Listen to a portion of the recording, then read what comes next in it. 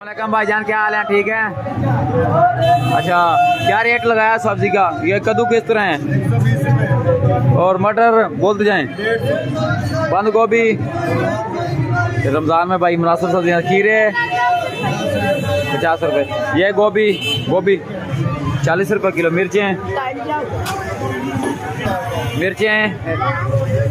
कैसे दे रहे हो? 150 रुपये किलो। ये सलाद वाली गाजरें 100 रुपये किलो। और ये पुदीना 10 रुपये। ये टिंडियाँ, ये माशाल्लाह शिमला मिर्चें 100 रुपये किलो। टमाटर आजकल पता नहीं किस तरह। टमाटर आपको मिल जाएंगे 50 रुपये किलो। ये मिर्चें 150 160 रुपये किलो हैं। धनिया की गुड्डी आपको ये वाली बड़ी मिल जाएगी 30 रुपये की। और लीमू के में 50 रुपये पाव लीमू आपको मिल जाएंगे। ये अतवार बाज़ार का रेट है। जुमेरात